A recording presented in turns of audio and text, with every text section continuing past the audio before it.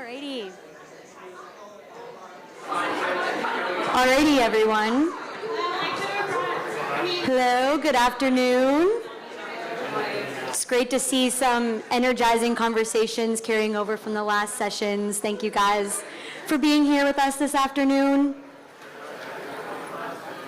All right, come on in. So we are going to be doing a workshop today on scalable solutions, domestic wash projects from conception through implementation and operation. My name is Natalie Celmo, and I am a program engineer for Community Engineering Corps. Community Engineering Corps provides pro bono engineering and consulting services to communities throughout the United States. And we're able to do that through our partnerships with Engineers Without Borders, USA, American Water Works Association, and the American Society of Civil Engineers. Thank you, Natalie. My name is Molly Sullivan, and I am also a program engineer with Community Engineering Corps. I also manage the American Water Works Association's involvement in Community Engineering Corps and volunteer with EWB USA in my spare time with a community in north central Nicaragua. Hello, my name is Brooke, Poppe, and I'm also a program engineer at Engineers Without Borders, where I help manage projects for our Community Engineering Corps program. Hi there, my name is Stephen Walden, and I'm the chair of Texas section of American Water Works Association's Small Systems Division, and we have a large volunteer group that does kind of gap filling for projects and that feed into the Community Engineering Corps process. So that's how I became affiliated with these folks, because sometimes we just transition. We're like the farm system, just kind of working the system up the ladder. All right, so why are we here today? What's this workshop about? There we go. So we all heard this morning, and we all know the implications that communities face when they don't have access to safe drinking water and sanitation. We've been doing this work for many years now, and we also recognize the importance of a project process and proper project management. Having a work breakdown structure is really vital to the success of a project. So what we wanted to bring you all today is a roadmap of what a typical WASH project looks like in the United States. This is just a single roadmap. There are many different roads, many different pathways that lead to a successful project. But we really just wanted to zoom out high level and provide one framework, one structure of what a project process could look like. We also wanted to highlight the key partnerships and stakeholders that go into a successful project. We are all here because we're doing this work and we're passionate about this work, and not one person or not one single entity is going to be able to do this work alone. So we really wanted to just feed off of the theme of collaboration of this convening and talk about who we are and what the key partnerships are that are needed to move forward with a successful project. And then we really wanted to have just a really good discussion at the end of all of this about roadblocks and efficiencies, opportunities and challenges about the project process, so how we can come together as a collective to try to smooth out some of those roadblocks and where can we be more efficient when we're talking about going through a domestic wash project from implementation or from conception all the way through implementation and operation. So, what is a WASH project? Hit me with it, Daniel. Thanks. Okay, so what's a WASH project? I think that we all probably know this. It's pretty obvious, right? It's a water and sanitation project. But we just wanted to put up some categories and further define what a WASH project looks like, especially in the context of what we're talking about here with a WASH project process. So a WASH project can be any of these things. It can be all of these things. It could be multiple of these things. It can be things that are not on this list, things that are subcategories of this list. But for the purposes of our discussion today and for all of your discussions, WASH projects can be small systems. There typically are small systems.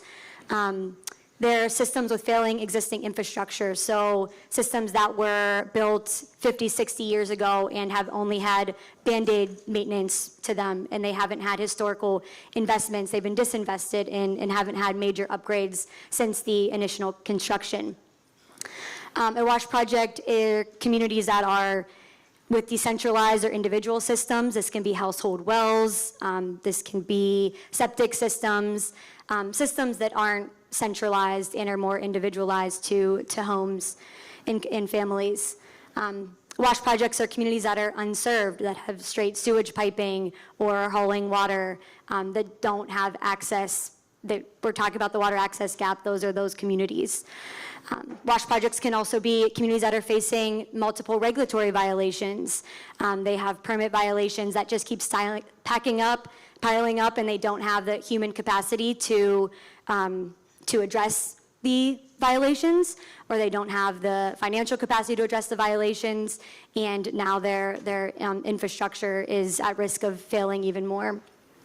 And then contaminants, we're talking now with emerging contaminants and PFAS. These communities that are facing these type of contaminants are considered WASH projects as well. So we just wanted to, with that in mind, start with just a quick discussion so you guys can get to know each other at your table.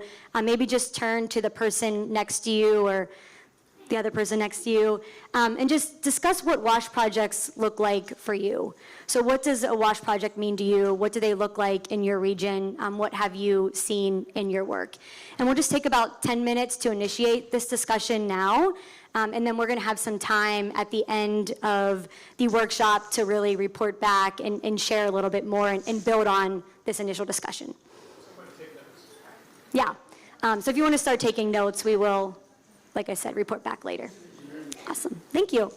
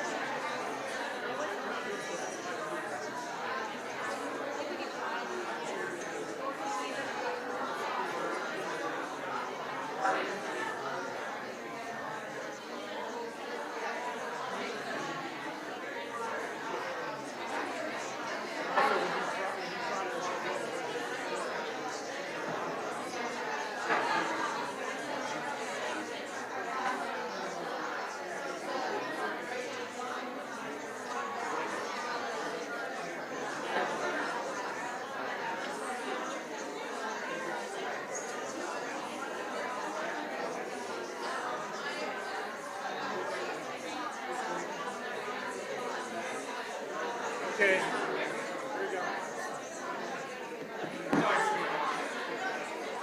Perfect.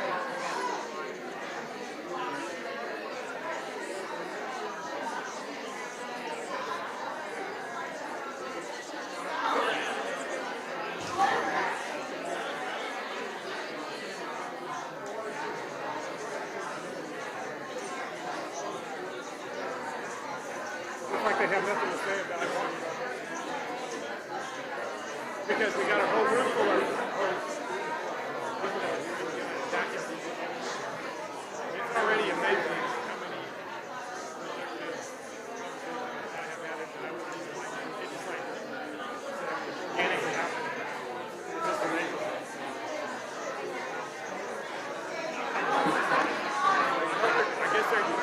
I guess they figured out they need to do this once a year because we obviously needed to have those.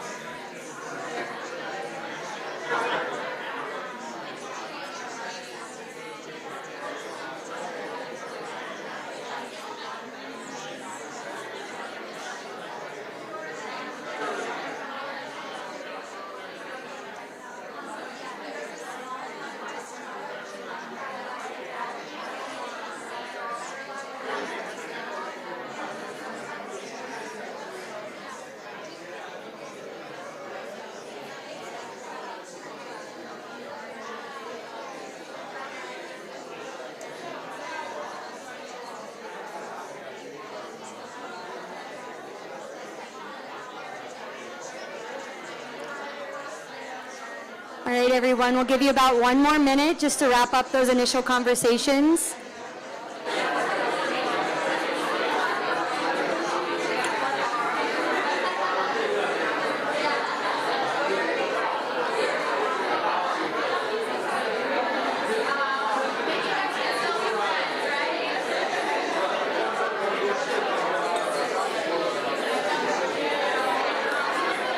All right. Thanks. Thanks, everyone. It's hard to get everyone quiet when you start having such energizing conversations. But we'll be able to talk more. All right. Awesome. Thanks, everyone. It was just so good to feel the energy in this room, and I'm really excited to continue this conversation in just a little bit. So before we dive into kind of the roadmap that we've laid out for the project process, I just wanted to share with you all things to consider as we're going through our presentation. These are questions that we want to circle back with later in our discussions and really provide some actionable things that we can all work on as a collective and as an industry. So jot down these notes, think about it as we walk through the project process, and then we'll regroup in these little breakout discussions in about 20 minutes or so. Thanks, Natalie. So what you can see here on the screen is a project process that we've outlined for you all. And so you'll see 7 steps here. And I just want to preface this with saying this is a very broad, oversimplified version of the project process for a WASH project. And this will look a lot different for different types of WASH projects, water, sanitation. There's a lot of nuance here, but we kind of wanted to summarize it into these different categories just based on the work that we've done in the U.S. in the past 10 years and a lot of commonalities that we've seen between all of our projects. So we'll kind of walk through the process here. We'll touch lightly on each one of these steps and then have another discussion here at the end, but this is kind of the roadmap that you can expect that we're going to follow today.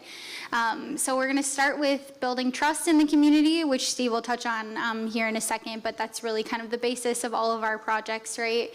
Move to creating a viable entity, preliminary engineering, applying for and receiving funding, design, implementation, and then operations and maintenance after that. So up here on the screen, it looks like a nice, linear roadmap here, but I also want to note that sometimes there's a lot of overlap, a lot of nuance with these projects. Sometimes these things are happening simultaneously too, so just keep that in mind while we're walking through this process. And what I have highlighted here are some of the key partners that we're trying to just keep in mind as we're walking throughout this as well. So we have, a list of stakeholders that we really want to make sure that we're engaging with at each step throughout the process. And this is not comprehensive. I'm sure there's others as well. There's actually some printouts on your table too that have a better description of all of this. So if you can't read it up here on the screen, you can take a look at what's on your table there as we get into our discussions later.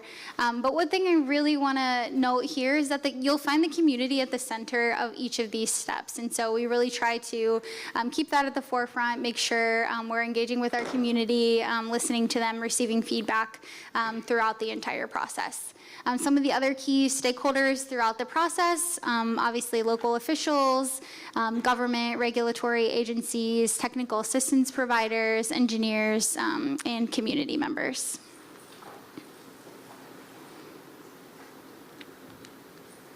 Okay, we're going to dive right into it. Thank you, Brooke. So let's talk a bit about this idea of trust. These are some, not all, of the adjectives and adverbs that go attached to that. We've got transparency, respect, collaboration, consistency, authenticity. There's more. So, I will share some of my own journey on this topic because, I'm as guilty as anybody, maybe more, in terms of thinking I understood a person's perspective or where they're coming from and just, I'm here to help you and just be quiet, let me help you kind of deal. So, I had to learn this the hard way on many fronts, and really it was not until I was a volunteer, really, in my last 4 years that I've been doing this volunteer work, and then you have a different hat on because I'm not trying to check a box to complete from an agency perspective, where I was the head of the water supply at TCEQ. I don't have to check a box that we've completed some quick, short objective. And in my own, process, I had to listen, and I had to realize I learned the hard way by thinking I knew somebody's situation at a particular small utility. We might have 15, 30 connections, whatever. And what I found is everyone has a backstory. There's always a reason this thing, the wheels came off. It isn't just because they completely neglected or chose to have the wheels come off the bus. It happened, there's a backstory. And so once you kind of realize that every person, the homeless person on the street, or your uncle that's got all sorts of problems, that's a problem uncle at Thanksgiving, there's always a backstory. There's not just that snippet. And so once you kind of have that seep into the marrow of your bones, and like, okay, I really probably don't need to, I need to find out what's really going on versus what I think is going on. So in my case, it would be this case of getting the context. So we have a nice slide here that talks about we're coming in with technical expertise, and so we have this textual knowledge, but you need to know the context. And so you have to listen. In my case, I learned to say the words, I'm going to listen with my ears, but more with my heart. I need to hear this deep. What's going on in the past? How did the open-ended questions that they would tell me the other things that are going on? So let's say TCQ sent our volunteers out there related to an arsenic problem. It turns out it's not even that. That's not even the worst problem they have. It's actually they intermittently don't have water most of the time. And when 5 o'clock comes and all the people come home from work in this blue-collar neighborhood, they lose water and nobody can flush the toilets and take showers, and that's a problem. That's more of a problem to them than an arsenic problem.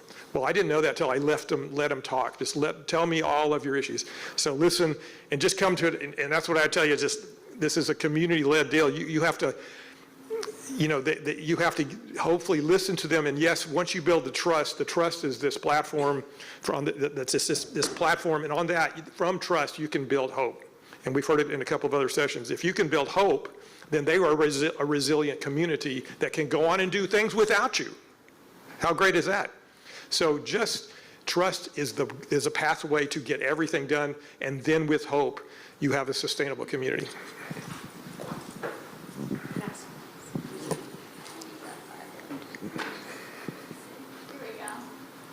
Okay, I'm going to do this one too, apparently. Yeah. So the viable entity, this is something that's, I had to run into this same thing, which again, not every entity, it could be a mobile home park, it could be an HOA, they don't all have the same equal access to funding. The funding categories eliminate vast numbers of the small communities. And in many cases, they're not any kind of entity at all. It's just like it was an abandoned investor-owned utility and the community is somehow running it, but they don't even have any elected anything. They don't have a neighborhood association. And we're right now doing one in Texas where we're trying to get a neighborhood association up and running, who will then probably become some sort of a water supply corporation. So the point is, step number one, is there even a community that is aligned towards where you think they possibly need to go? Because if they're not, then you have to work towards that process. And it's not going to be like one, it'll be multiple parties in our technical assistance portfolio of people that do this work that say, who's the best at helping us get that done? Because if you don't get that done, you can't do the rest of it. Got to get the alignment going. Does the community have a fundable entity that we just discussed that?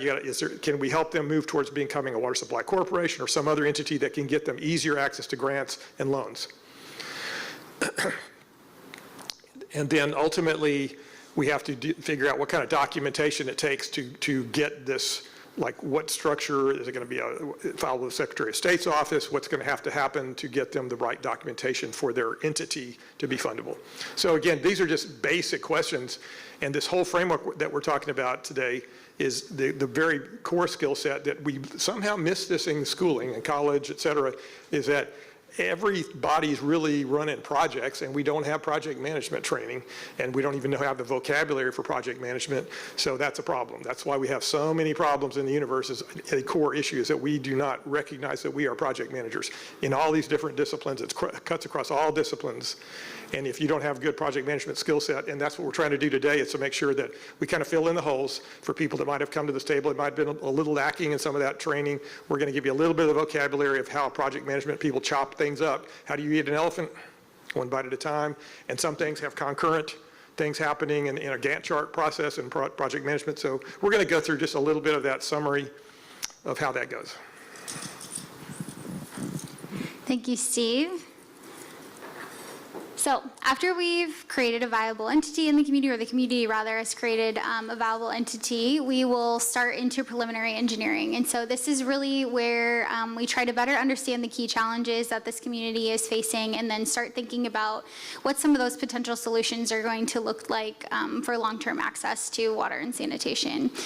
So typical activities during the preliminary engineering phase usually include review of existing conditions, alternatives analysis of potential solutions, so outlining, multiple different ways to solve the problem, proposed recommendations, and cost estimates. And so this is usually in the form of a preliminary engineering report that most likely needs to be signed by a licensed PE that's in that state. And so that's something that we provide at Community Engineering Corps through our volunteer network from all of our partner organizations. We have engineers who will help us complete those preliminary engineering reports, which is really kind of a fundamental piece to these funding applications and is a requirement for a lot of those sources.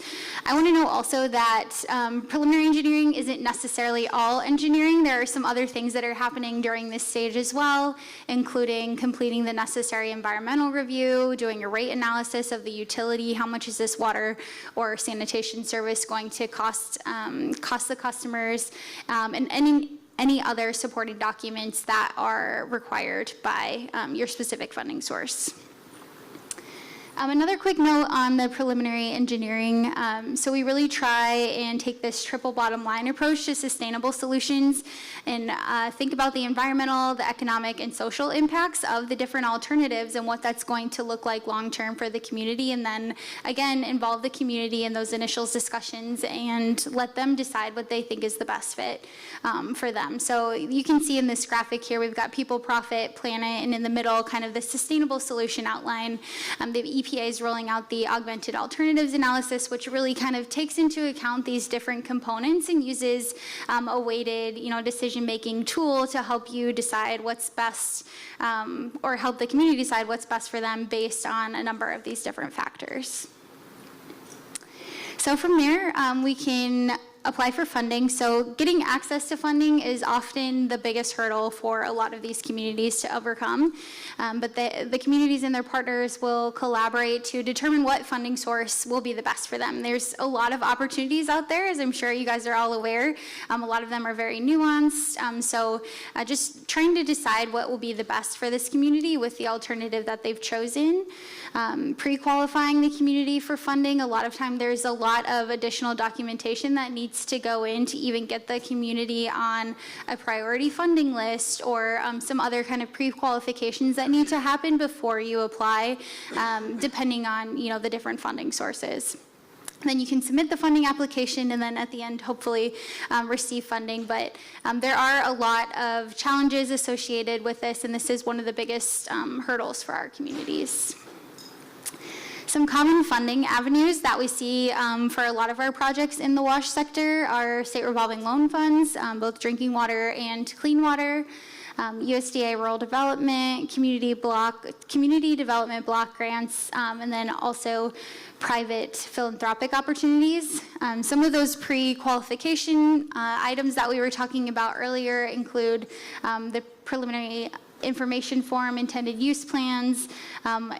Along with that, you also need a rate analysis, an income analysis, a financial audit, the PER, and an environmental review. So those really are some of the greatest challenges, I think, for these communities too. There's a lot of money out there, but it's not just showing up in their pockets. There's a lot of documentation that they need to pull together in order to apply for this funding and then receive the funding. And so someone with that doesn't have necessarily a technical background, they might not have the capacity to put this application together on their own. And then also the timeline of the different funding sources can be a big challenge for communities.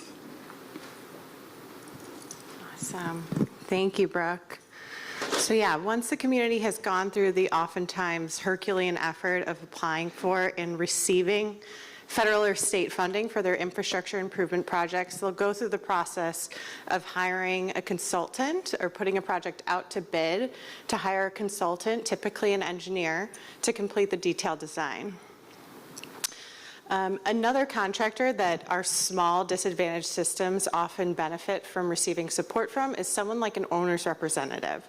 So it can be really challenging for any community to navigate procurement of an engineer, procurement of a contractor, really seeing an infrastructure improvement project through, and hiring an owner's representative to act on behalf of the community and really represent their best interests throughout the procurement, implementation, construction phase is really beneficial for small systems, so something to keep in mind.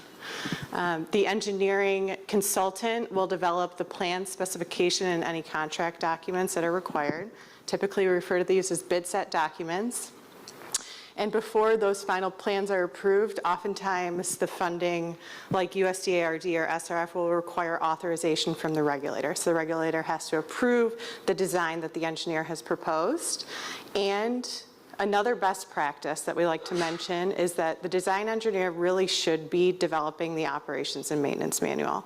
It doesn't take too much to pull together specs in addition to operations and maintenance procedures to hand off to the client so that when they're done with the infrastructure improvements, they know how to operate and maintain it long term. Thank you. All right. And then after the detailed design is complete, the project goes to bid once again to hire a contractor to go through the implementation or construction phase of the project. A few kind of key nuggets to consider during this step is that it's incredibly important to understand the contractual requirements of the funder. So USDA will have their own kind of contractor and material procurement requirements that need to be abided by. So you have to follow BABA or follow federal procurement procedures.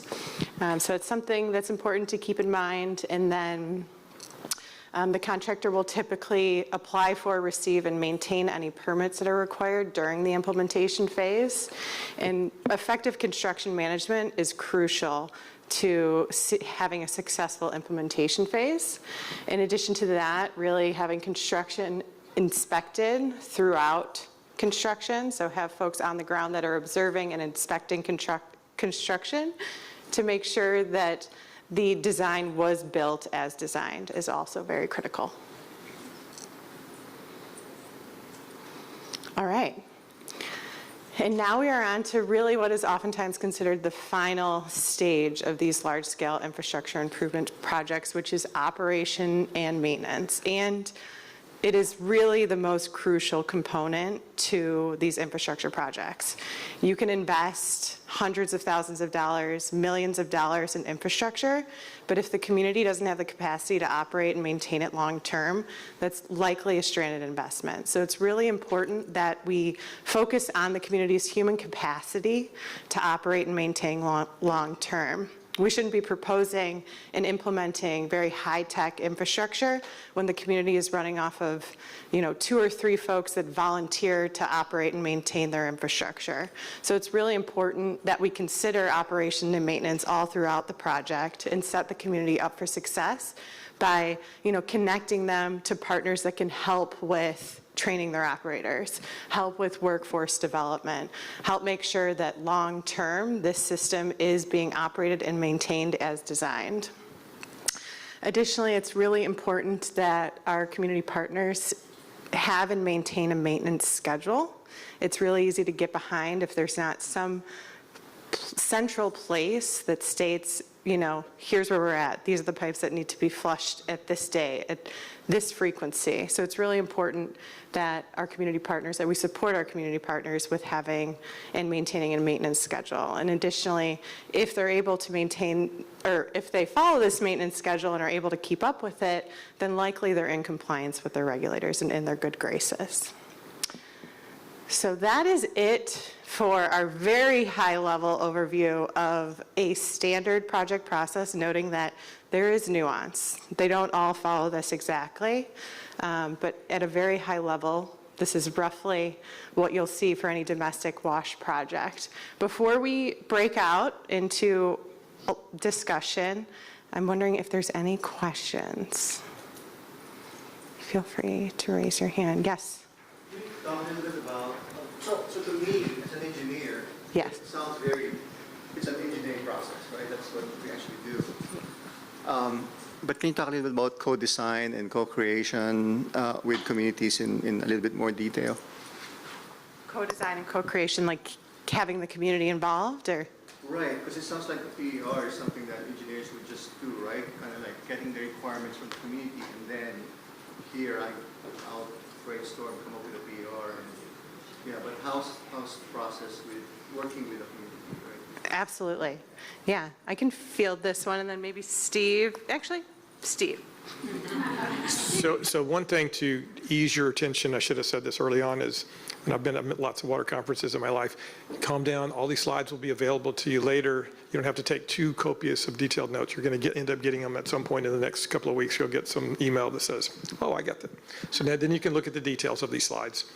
So the answer is, I think, yes, the community needs to be involved, because the O&M side of things, you would have to discuss how it could even be that you would have the resources to do some of these O&M issues, because you have to be contracted out, and we would need to, and for example, if you're going to do the budget of the project, you could put, one of the things that we forget to do sometimes when we put these projects together is we could, for example, make it easier on ourselves and the community by discussing this implementation phase, for example.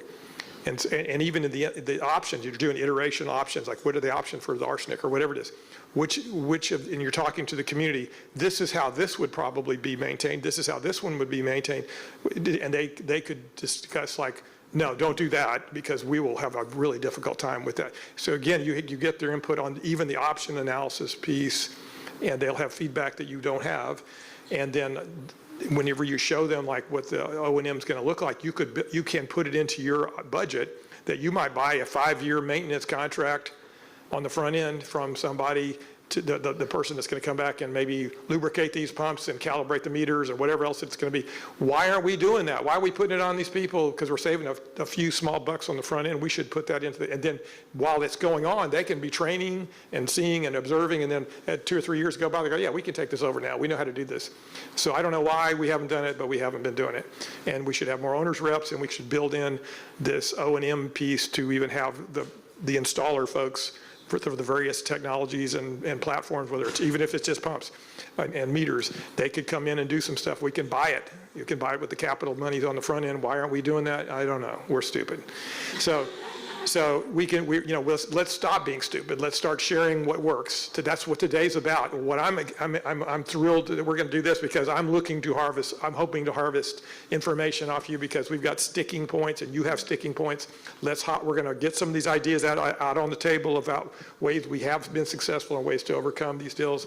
And we're going to have a thing at the end of it where we're going to have you then put dots and weight them based on which ones are the best helpful to you. So we're going to visibly see how we individually weight these different ideas, and that's going to be then later on when we go to talk to Congress people and things about changing things, or we talk to EPA or whoever leadership at USDA, we have some data behind us, not just I had this idea.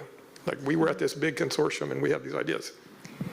Sorry, really quick. I just wanted to add to that too, because I think it's such a great question, and I don't want to generalize or offend the engineering industry, but I do think that in the past, the engineering industry has made the mistake of thinking that they know the best solution, and that is not the case. It absolutely is the community. That's the context, that kind of graph that we show with the context versus the concept. So I just think that it's such a great question. And one thing that we really try to, just the theme that we try to bring when we are engineering is engineering with empathy. And really being active listeners to the community. And I think some of those examples that you gave, Steve, are great. Oh, yes, sorry. Can I go? Hi there. I think, it's widely recognized that there are certain communities across the United States for which centralized infrastructure is just going to be cost prohibitive. They're too diffuse. You know, in the case of Hawaii, for example, like you're building on lava rock that you have to dig into to lay conveyance infrastructure. At some point in this process, is there an analysis around whether either cluster or on-site systems might make more sense, or are you assuming that that analysis happens before you're brought in, and you're brought in at the point at which a centralized system has already been sort of agreed upon? Sure, I can start, and then I'll hand it over to Steve to finish. But I think it's likely that type of analysis, like what system would suit this community's needs best, would be incorporated into the augmented alternatives analysis as part of the preliminary engineering report. So you'd evaluate, you know, background, what's feasible, what solutions are feasible for this community, lay it all out for them, make your recommendation, gather their input to make sure that they're on the same page you are. They're making an informed decision on which infrastructure path they'd like to go down. And then that's the ultimate recommended solution in the preliminary phase. Okay. Well, I want to go on the record to say that I will absolutely volunteer to be part of the Hawaii Solutions team. And in fact, you can sign me up right now. And so yeah. So, yeah, but I can handle it. I've already been handling South Texas. I can handle Hawaii. So, and in fact, I've got a trip planned there for my 50th wedding anniversary already. So we're going to, so decentralized, and especially wastewater, you're probably speaking more about wastewater. On the wastewater side, we have this whole technology issues of the digital world we're into in terms of sensors and be able to control things remotely. The whole way we used to think about operators needing to physically be there and all that kind of thing. We've got to, you know, the small systems could actually lead the way on implementing some of these digital platforms, because they don't have to go get permissions of the city council of the city of Houston. They can just like, hey, you know, let's just do this. And so that it can be done. And so with digital help and sensors, we can have decentralized wastewater treatment that would be much, much more effective than pipelines that are going to have their own problems of leaks and loss of fluids on the way to and from. So yeah, we're living in a time of decentralization, and for treatment on drinking water, it's usually centralized is better, but you know, you've got pressure planes where it makes a bit more sense to treat something locally and not have to push water between pressure planes, and just like, okay, that's just going to be a standalone PWS number over there and a standalone here. They're not connected. There's no interplay. And so, I mean, the answer is it depends. In most things in life, the answer is it depends. Yeah, so some background, I have worked as a technical assistance provider on the stormwater and green infrastructure side of things. So this process is really similar to what we do. Obviously, some of the details are a little different. But one thing that I've experienced, and I've seen other technical assistance providers experience, is that even some of the preliminary steps can be super overwhelming for communities. Even something like putting a project out for bid, they're how would they even know where to start to do that? And I love the answer about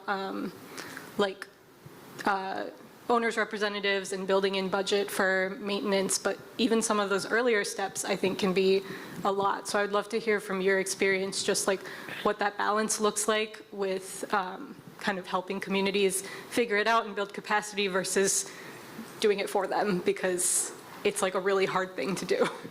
Well, that's why we have the Community Engineering Corps, and that's why we have Texas section of AWWA Small Systems Group, because that's an unmet need. Even though we have RCAPs, they're great. We work a lot with RCAPs. In our state, it's Communities Unlimited, and we work with Water Finance Exchange also, which is a newer group, and we have formed this collaborative team that is filling in that early process gap. It shouldn't be, just like we've heard this recurring thing today, I've heard it 4 different times, and now I'm going to be the 5th, is it shouldn't be that we need volunteers and people like us doing this gap filling. If this was done in an easier fashion, people could almost self-service. They can already fill out, you can fill out a form to apply for streaming service. You probably should be able to fill out a form for getting your funding set up too, but that's not going to the way it is right now. So there is right now a tremendous insufficiency of people it takes to do this funding navigational piece and get that thing up and running. And that's why we're doing what we're doing in Texas. It's like, even though we have these other people on salary from these organizations, there's not enough of them, and they don't have our skill set. So they were already asking us, so like we just said, let's just form up a group and start helping them. And now we did, and guess what? It's even bigger than, now the word's out. And now USDA calls me directly. It's like, why would the USDA or Water Development Board, which gets two kinds of SRF monies, why would they be calling a guy that runs a volunteer group? Because nobody's doing it. They can't fill the gap. This is America, where we have, if you're low income, the problem is this disaggregation of voices. It can't be coalesced. And so you people in this room, our team, this is our team, we have to become the voice to speak out for these disaggregated people that are spread out in all these little pockets, whether they're in urban situations or they're in low density areas out there. They do not have a way to, and they're just invisible. And I didn't even know it. I've been in this my whole life, and I didn't know it until I got out there in the volunteer world and found out how deep is the ocean. Oh my God, the ocean is deep, and it's cold. And so we still haven't even got our hands around the inventory of how bad and deep it is. So if I could just make the one single plea if I had a congressman, all the Congress in front of me, I'd tell them, if you could fund up hundreds and hundreds in every state of technical assistance providers to fill these gaps, we could just start pouring money towards them and get not just money, but we could build up institutional capacity, and we could build a thing called an exoskeleton of support systems out there for the systems that can never have an operator. But we could have a satellite management system, where we could have that. It's doable. This is not space, we have to invent a rocket to the moon. I was going to say, any thoughts or any experience on small utility consolidation to improve the capacity and sustainability financially long-term? Well, yes, we do. Yes, absolutely. So that's one of the things that we are working a lot on in Texas right now, is to get some type of incentive. In a national level, it would be great if we had an incentive process, because it's going to be hard to mandate this, to get the bigger systems. And what I call big system is somebody over 500 connections. That's big to me. So below 500 is the threshold to me for when you fall off the plateau and you're down in the swamp. And so, like in Texas, we have 2,000 systems under 500 population. So there's no, why should there be territory? Like somebody said, well, that's in our territory. It's like, we'll never get to all those 2,000. We all need to work on those, everybody in this room. So what we're trying to do is get to incentivize, so in most of the small systems actually ring around metropolitan areas to create affordable housing. So if we could get those systems to connect up, give them a wholesale meter. I talked to Portland about it when we were up there doing the YP conference, and the Portland guys that says, we've been telling people, no, I had no idea that we were actually hurting our own blue collar workers that are coming because they can't afford to live in Portland. They're having to drive into those communities, and if we could just give them water, they would actually add affordable housing for our own blue collar people. So that understanding of the linkage of one community, and if we could get the interconnection process happening, it could be more wholesale meters, and then they can add more affordable housing units out in these areas. Don't get me started. Any other questions before we break out? I'm just curious, your experience with the trust component of the development of a project. Where I work at, that's pretty significant. That could take years. I was just curious about your experience. Absolutely. I could start and then I'll hand it off to Steve.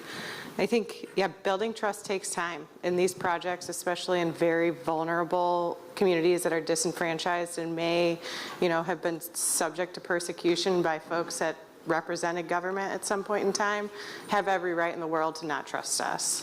So it takes time. We get in there, we try to prove our worth. We pull in partners that have existing relationships with the community. Sometimes that's the most efficient way to kind of get your boots in on the ground, is to work through folks that already have trusting relationships developed. But yeah, it certainly takes time, and our projects do move at the speed of trust. So I've seen it happen rapidly, and I've seen it take a little time. But if you repeatedly, and I'm saying repeatedly, in a relatively short window of time, I don't mean like you show up once every 6 or 12 months.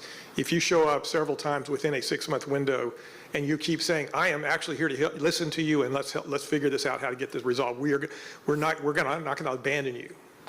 This starts seeping in. It could happen in the first or second visit, and I have actually had people weep whenever they realized, you mean I am actually not alone in that and they come clean and they say, I have been losing sleep over this. I have a stack of certified letters from TCEQ that are in a rubber band. I don't open the letters. I don't want to know about it.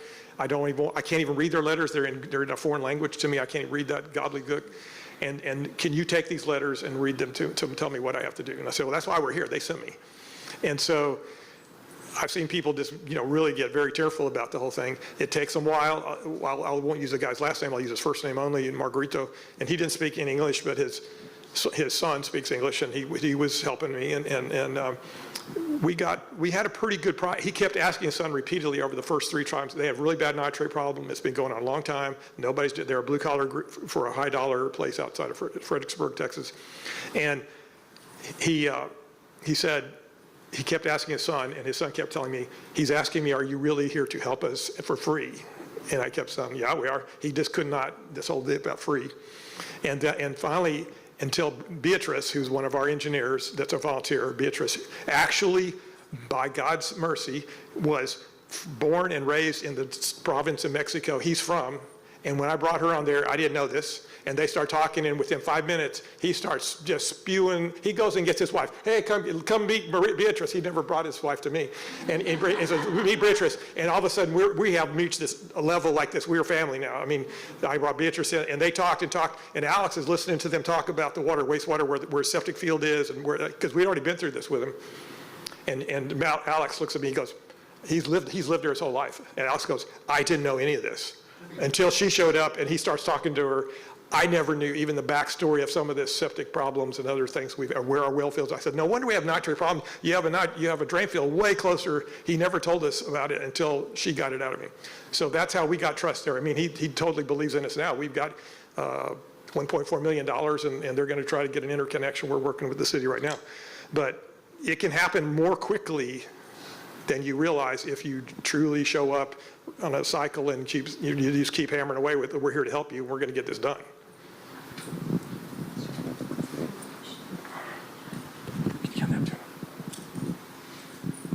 One of the roadblocks that a lot of TA providers are finding is that disinvested communities do not want to take on debt.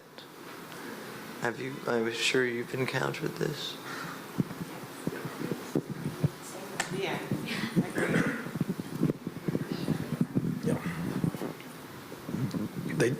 We have grant loan deals. A lot of these problems, there's loan forgiveness inside the SRFs, for example. There's the urgent need stuff through the USDA funding program that you can get, 90-10 kind of grants. And some of that's just going to have to be that way until we get it up and running. Now, our job is to get that it's sustainable. They should not need another grant, because we need to build in a rate structure or funding structure that makes this viable after it gets in with the grant. It shouldn't need 5 years later another grant. Yeah, I think that's such a great question and a great segue into our breakout discussions. Thank you, everyone, for those questions. I'm sure that there are more, and we're happy to chat. But I think for the next 40 minutes, what we want to do is just separate the tables into 2 groups. So at your table, just separate kind of in half or whatever you see fit. And just have a good discussion around these 3 questions here, starting with what are some of the roadblocks and challenges that you've encountered in projects that, goes to the question that we just had. What are some examples of successes that you had? Where are opportunities? And then third, in what ways can we overcome those roadblocks? What needs to change? So what we would like to do is spend the first about 25 minutes talking about this and assign someone to be a note taker and then jot down those notes on the big sticky pads. So maybe break it up into these 3 categories. And then what we're going to do at the end is everyone's going to walk around and put a little dot next to things that you also think are really important. And then we'll have a visual of where the roadblocks are, where the successes are, and how we can come together as a collective to really move the needle on some of these WASH projects that haven't had the attention that they've needed over the years. How does that sound? Exciting. Anything else from my crew? All right, we'll walk around. There's some, you can utilize those stickies up there. We'll walk around. Sorry, you guys have this really beautiful 3D wall that you can't use. but we'll walk around and send these.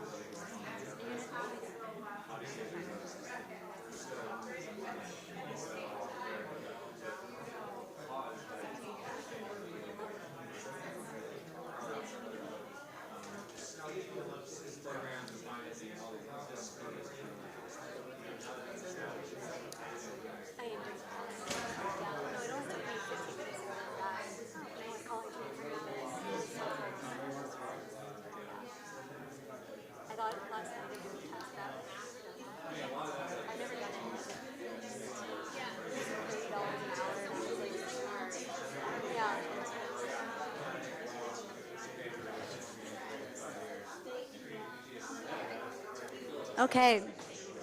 How's everybody feeling?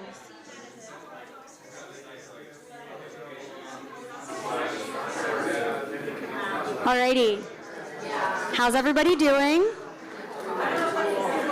Wrapping up those final thoughts.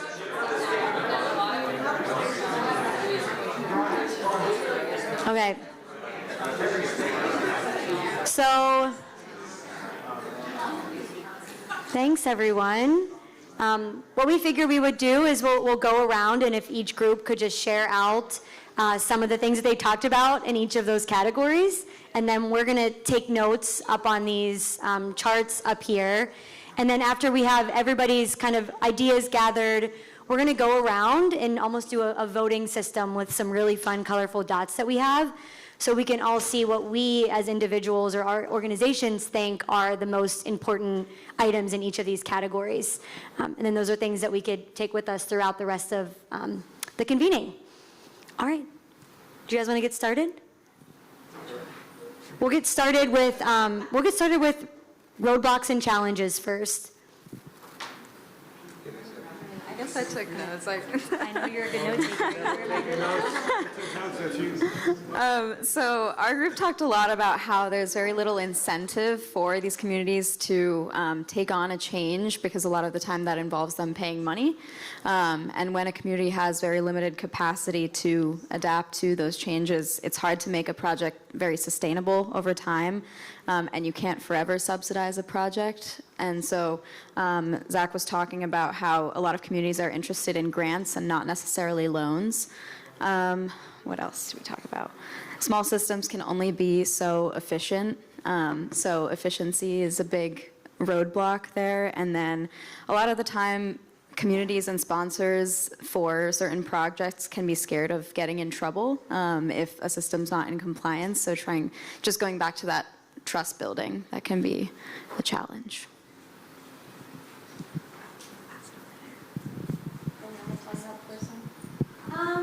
Yeah, then we'll come back around. Thank you. You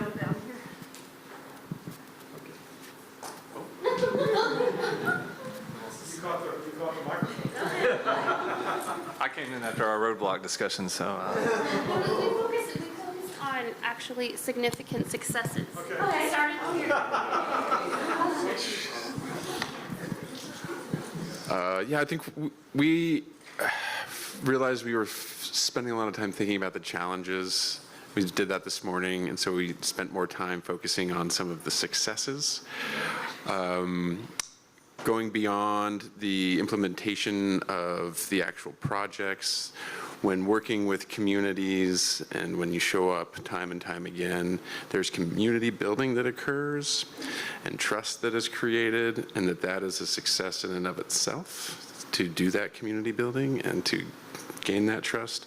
We also identified projects like the EPA Water Sense Label program, which has conserved trillions of water, I think.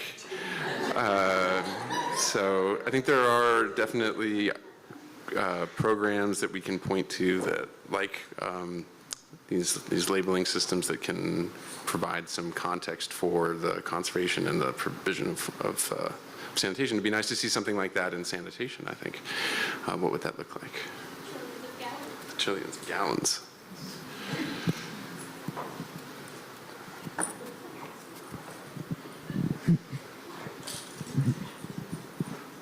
Okay, I will talk about a roadblock from the funding perspective. And I went into this kind of with ignorance of the lead time and the timeline of some of these projects when approaching my leadership.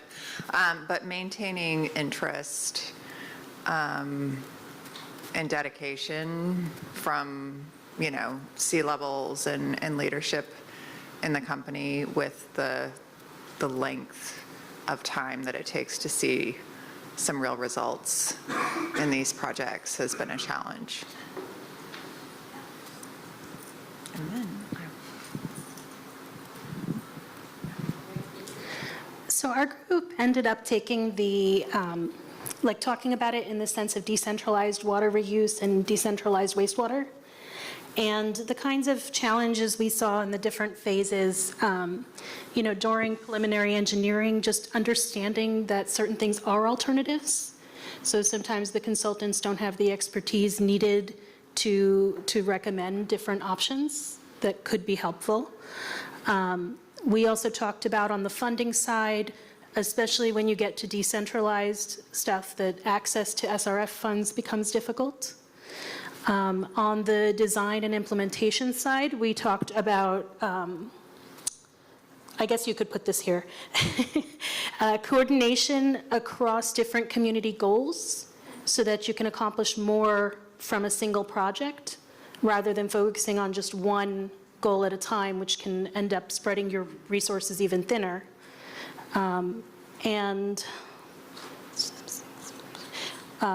Let's see, challenges.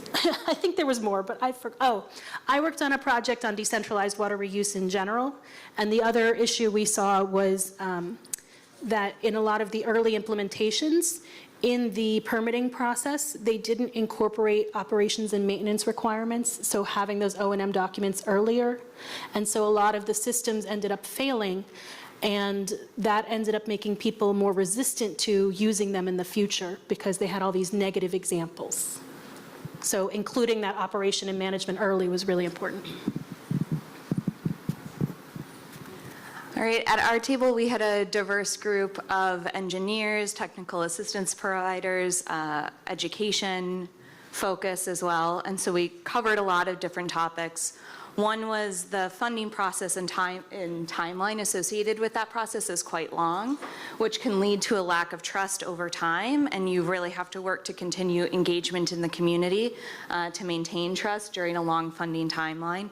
Another was related to off-grid solutions and the operation and maintenance. So we've talked a lot about operation and maintenance for, on-grid solutions, but if it's a homeowner-owned system for one home, what does operation and maintenance over the long term look like? That ties directly as well to education, and how do you increase education for the homeowner about the operation and maintenance of their system?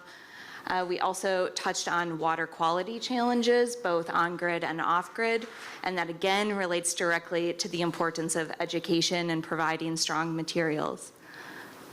Anything else from our group? Yes, and then we also discussed the regulatory burden and the importance of regulation, but what that looks like long-term, what the kind of like violation structure looks like, what the burden is on individuals when a utility is violating some of those regulations.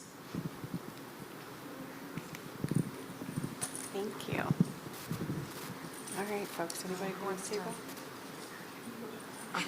I will chat. Okay, so a lot of the things that we talked about for roadblocks and challenges have been mentioned, so I can just double tap on a few things. One, which was operations and maintenance, we talked about a lot, but specifically the workforce issue of having people to continue maintaining these people who are trained and keeping that workforce in the utility or the place that they are. The other thing we talked about is regulatory, so regulations and getting through those, the burden, et cetera. And then funding specifically, how long it takes to get to these grants. So even if you are, say, approved, actually, what was your name? Yeah, she was talking about how they got funding and like how long it's taken to get approved. So that was one of them. And then just really being able to continuously, if you have the community's trust, then how are you going to continue keeping that trust throughout the project? All right, thank you. Thanks, everyone. So I think we'll pivot now to successes and what needs to change. I know that these are two separate questions, but if we can just talk a little bit more about what your group discussed in terms of what worked, what opportunities are there, and then we can categorize those as well. So for overcoming some of the challenges, we talked about having community members actually do the talking to other community members because they know that community's needs best, and just they know how to appeal to what matters to the rest of the community. For successes, Heather, I'm going to throw you under the bus to share that one project that you talked about. talk about? Oh, it was, I was sharing something that the state of New Mexico did. I don't know if it's good or bad or indifferent, but I'll share it anyway. But because we've talked about communities not liking to take any loan portion, they want all grant, no loan. So then sometimes they don't want to take the grant because they don't want to pay the loan. New Mexico passed in the last legislative session a thing to start a fund to pay for those matches for the small communities, so that I think it's like $75 to $100 million or something like that, where they're going to cover the match for the communities so that they're not going to have to turn down money that's coming through the feds. So that is one solution to maybe address some of these small communities that are, so anyway. Another potential success story is there's several pilots around the country for pre-development funding. And so basically all the stuff that's here, right, to provide some funding to do that. And what was the thing I was thinking? Oh, forgot the other thing. So we have 3 or 4 new technology developers at our table, so we're definitely coming from that angle. I mean, one issue that I think, well, one of the successes is just like getting a system permitted anywhere. For us, it's a big success. I mean, just one system at one household. We were talking about some of the challenges there. So just kind of like really just forcing your way, that sounds bad, with community support, but like really forcing your way through the regulatory and permitting pathways is challenging, and anytime you can do that, successful. And so then from what needs to change, I talked about in an earlier session the need for like pilot permit and pilot sites that are with real wastewater, with real homes or businesses to be able to test new technologies we think's needed, or I think's needed. And then I think we talk so much about permitting and the regulatory pathways, and I think, the industry is catching up in a lot of ways, and there's some cool certifications for gray water, for black water, NSF 350. I was working on some. But for us, it's just like case by case, it changes so much, even from a household or from county to county.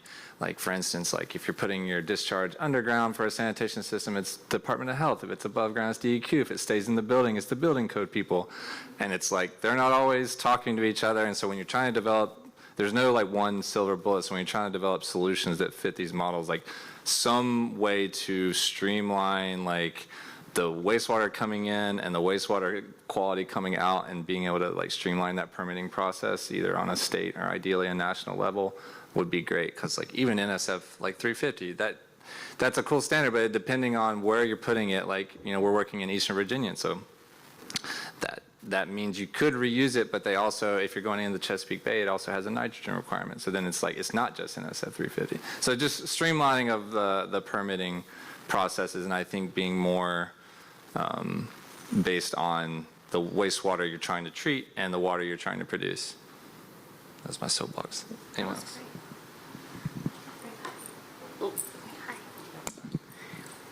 I wanted to piggyback on what you said, and that's really great that the state of New Mexico is doing that.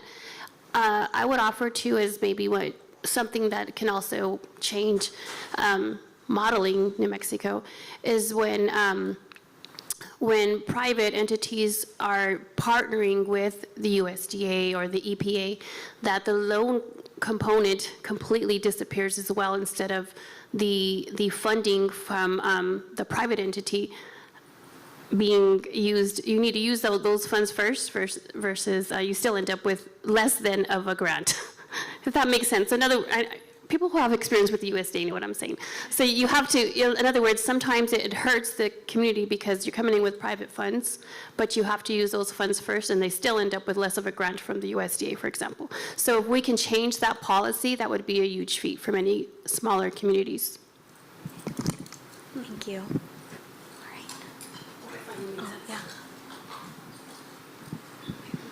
I hope I'm not being redundant, but I think one of the challenges that has been said before, I'm not sure that's been said today, is not only is there an issue with knowing about where funds are to be able to access them, but then also the process that the communities have to go through in order to gain access to those funds can be the same process. Let's just talk about a state revolving fund. There's tons of money coming from the bipartisan infrastructure law going to state revolving funds, but it takes the same application to apply for one home to do their septic system that does for a centralized treatment system for 50,000 people. So that creates a really big burden for the little person. Thank you. Yep. I'd say one of the successes I'd like to highlight is what Steve mentioned earlier, and that is a state-level water infrastructure coordinating committee, where you could bring all the funders into a room, look at all the projects you have available, and decide, who can best fund what, based on information you get from the applications. I think that has worked really well in Texas, as far as I can tell. And it seems like to me every state should have something like that in place. And the other thing I'd like to mention is sort of related to my question earlier. It seems like we've pushed the management of water systems down to the smallest communities that don't really always have the capacity to manage them or financially support them. And it seems to me that we need to bring that level up a step or two, maybe to a county level, where you have more financial and knowledge-based capacity. And I think that's sort of a real policy sort of thing that if we could incentivize that somehow, I think it would make things better for small communities. So we focused a little more on the overcoming the roadblocks, but I will add that in response to what you guys were talking about with streamlining permitting, in the decentralized water reuse world, there are examples in San Francisco and in Austin, Texas, where they are trying to streamline the processes, and they end up having to convene people from all these different places and come up with a workflow of how to approve applications and share information along the way so that it's less of a burden on the applicant. So I want to add a few challenges too. One of them was we've seen private funding for large private funders and equity firms that they want to make one large grant instead of several small ones. And so a possible solution could be like a middleman who's willing to do the work to distribute funds so that the equity firms aren't doing many small grants. Another solution we talked about, or problem, was not just about the regulations having a burden, but them being inconsistent across states, which makes it hard to provide similar assistance in different places. And a simple example, not every state has a state septic code, just things like that. And so the private funding,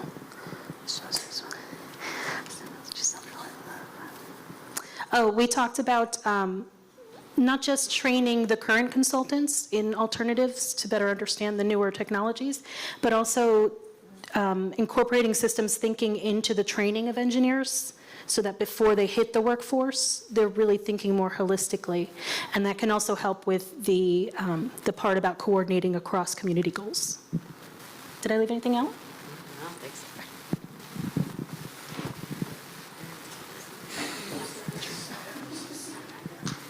I guess I can add one. Talking about pre-project funding or pre-design funding, California has this safe and affordable drinking water fund that's $130 million a year for 10 years that funds that sort of work. And they've also done a needs assessment with part of that funding, so to help identify where the needs are in the state. So I think that's been positive. We mainly focus on the challenges, I think. Thank you. Any other successes from here?